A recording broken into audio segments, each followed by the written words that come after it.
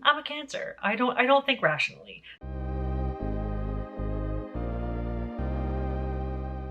Hey pals, Alicia here. I hope you are doing well. And if you're new here, this is the place where we talk about books. Today I'm here to update my 5-star prediction video. So I've got 10 books here, 10 books from my owned TBR that for one reason or another I just think are gonna be 5 stars. So obviously, I think the hope is that all of the books on my TBR are going to be 5 stars, but as part of my D20 TBR game, which is my monthly TBR game, one of the dice rolls on it is to pick a 5-star prediction read. So in order to make that challenge a little bit more manageable for me, to give me something to, you know, pick from rather than just like looking at the vastness of my shelf and getting overwhelmed, I like to have this video so that I have like a nice neat little list of books that I've already set aside as ones that I'm like, yeah, I think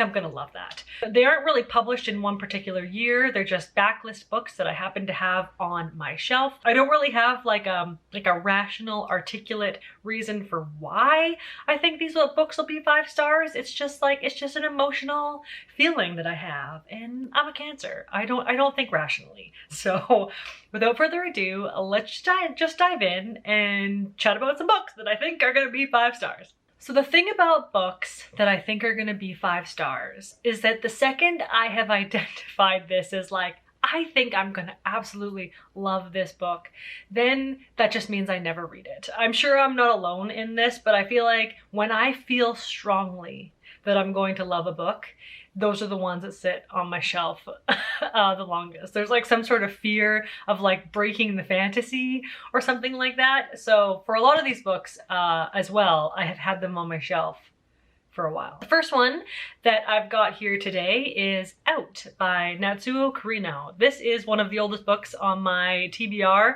and I think it's because I think I'm gonna love it, so I just keep never reading it.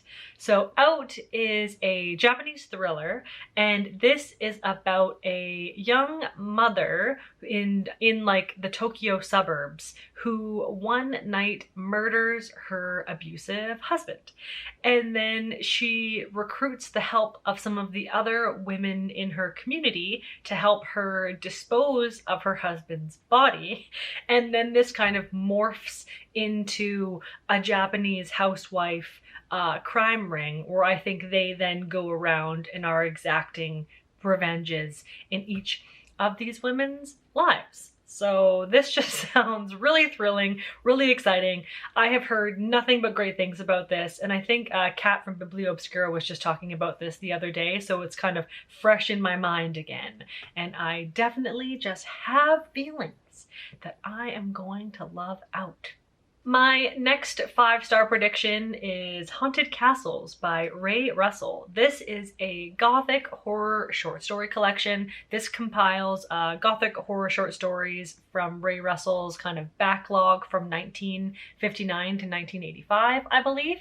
And I heard about Haunted Castles from Roya at RG's Devilship, and she just gushed about this collection, and she kind of recommended it for people who liked gothic horror. And I love gothic horror, and I love horror short stories, so I kind of feel like that is a match made in heaven here. Next up, we've got Bone Black by Carol Rose GoldenEagle. This is a contemporary fiction mystery horror story from 2019, and in Bone Black we are following an indigenous woman named Wren Strongeagle, and Wren's twin sister has gone missing. And so through the process of Wren going and filing a missing persons report on her twin sister, this case and she and her sister is just not being taken seriously by the police, which is just a very valid commentary on the missing, murdered, and Indigenous women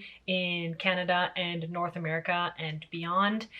And so she decides to take this case and this investigation into her own hands because she's kind of fed up with Indigenous people going missing in her community and the kind of the grief and trauma that that is causing, and no one really doing anything about it or taking it seriously. So this feels like a very kind of important, engaging, and engrossing conversation, but one that will be fueled with trauma and grief and be quite heavy and quite difficult, but also just like a resilient perspective that I am really excited to read about, and just, yeah, a conversation that I would like to learn more about as well. I heard about this from Erin's library, and it just sounds incredible, and I am really excited to get to this one soon. Next up, we've got The Deeper the Water, The Uglier the Fish by Katya Apekina.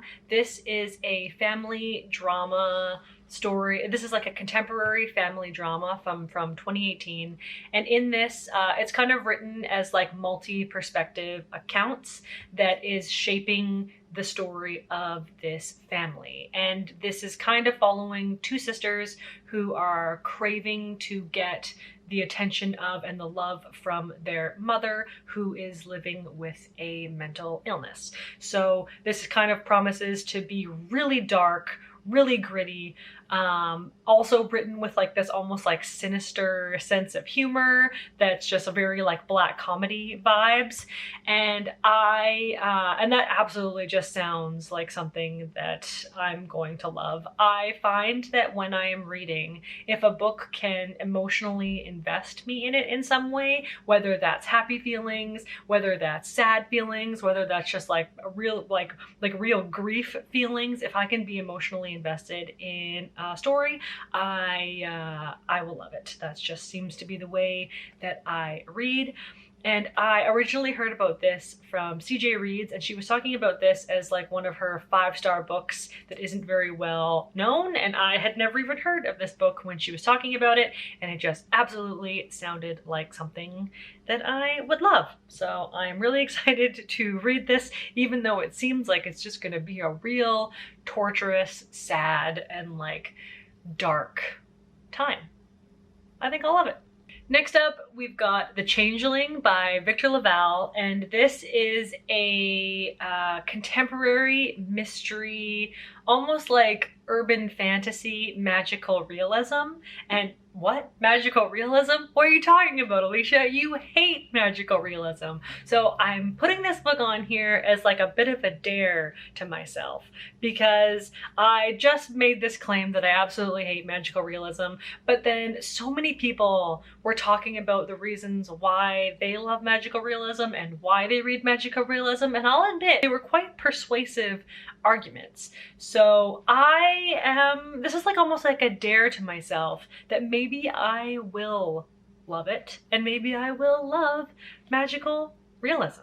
So this is a story from 2017, and in this we are following a man named Apollo who has this perfect life with his wife and his newborn child, when all of a sudden his wife commits some sort of heinous act and then disappears. So this whole novel is Apollo going out into New York on a quest to try and find his wife, except New York is kind of layered in this kind of like fantastical fantasy world. So it's like an adventure novel where he's trying to find his wife in a familiar New York, but has like layers of fantasy weaved over top of it. So I feel like, again, this might be a bit of an emotional journey, and I have heard nothing but good things about this, and for every other book that I have read by Victor LaValle, I absolutely loved it. So you know what? Maybe this will be magical realism that I love. So I am willing to try it. I want to try it. I do want to read this book, and I feel like maybe I'll love it. Next up, we've got an anthology collection. We've got Not That Bad, Dispatches from Rape Culture, edited by Roxane Gay. And I've had this on my shelf for a while, both because I think I'm gonna love it, but also because I haven't really been in the right mindset to want to read it. Because in this is an anthology collection of essays, of first-person accounts, all dealing with people who have experienced sexual assault, sexual violence in some way, but then are also talking about kind of the culture of belittlement and being treated in such a negative way for speaking out about sexual violence. This book, I believe, came out around the Me Too movement, Harvey Weinstein trial. And so I have heard great things about this, but also that it is quite a difficult read. I've also heard that it's quite an intersectional read as well, in the cross-section of voices and perspectives that are captured in here. So that sounds amazing. And I do think I'm gonna love it, and I think I'm going to really get a lot out of this when I do read it. I just need to feel in the right mind space to do so. So another 5-star prediction from me. Next up, we've got a short story collection. We've got The Paper Menagerie and Other Stories by Ken Liu. This is a collection of short stories, and I believe a novella or two, that are science fiction, fantasy, and speculative fiction. I have never read Ken Liu's actual writing before, but I have read his translations. He's an expert translator. And I have heard this short story collection compared to Ted Chiang in the past. And I'm not sure if that's like an accurate comparison, but when I hear that, I'm like, oh my God, I have to read it because I absolutely love Ted Chiang. And these are a collection of stories that explore you know, human nature, technological advancement. I believe there's some stories of war and immigration in here, all told with all explored through love, race, and politics. So I think I'm gonna love this, and I have heard nothing but great things about it. So really hoping to read The Paper Menagerie in 2021. Next up, we've got Vanishing Monuments by John Elizabeth Stinzi. This is a 2020 debut, and I have not heard anything about this book. I actually saw this book in a bookstore. I met it in real life, I met it in person, and it just called to me so hard, and I think I might love this. So in Vanishing Monuments, we are following a person named Alani. They are a non-binary photographer and a professor, and 30 years ago, they kind of ran away from home, ran away from their family, and now 30 years later, they have learned that their mother has like a worsening and very severe form of dementia that has now taken away her ability to speak. So Alani is returning home after 30 years to kind of tie up loose ends, but then also confronting the realization that they are past the point of ever getting a genuine kind of closure with their family and the troubles of that past, because their mother is no longer in a position to be able to communicate with them. So any sort of closure that they came home to get is going to be like a manufactured experience. So this seems like it's just going to explore some very kind of deep and haunting and like grief-fueled human emotions.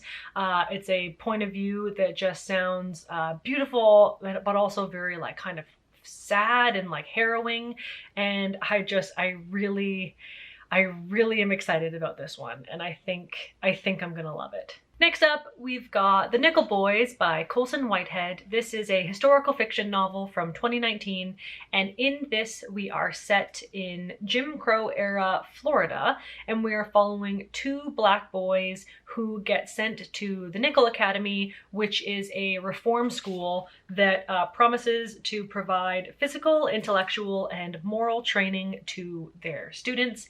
And the Nickel Academy was a real reform school. It was a real place that was in operation for more than 100 years and was just an absolute house of horrors in the physical and emotional abuse that children endured in these schools. So this sounds absolutely brutal, but also, you know, as a historical account of, like a fictionalized account of a real place and a real history of things that have happened in America. So it just sounds very eye-opening and like kind of like a hellish, brutal experience, but one that I am looking forward to reading about and, you know, unpacking a bit.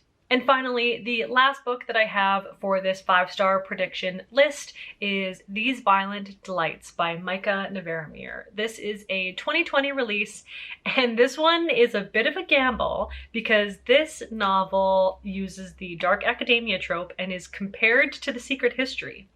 And I actually hated The Secret History, but I feel like given the right circumstances and the right context, I could love the dark academia vibe. So I'm wondering if These Violent Delights is the one. So in this, we are set in the 1970s and we are following two men who are going to university, Paul and Julian, and they meet each other and they develop this immediate bond, kind of like an intellectual friendship that kind of spirals into something very intense, very like obsessive and intimate, and ultimately it is violent. It's like a violent, toxic, intimate, volatile friendship that these two men have with each other in university. And I have heard that the kind of exploration is incredible and the environment and the sense of place and the like dark academia vibes are amazing.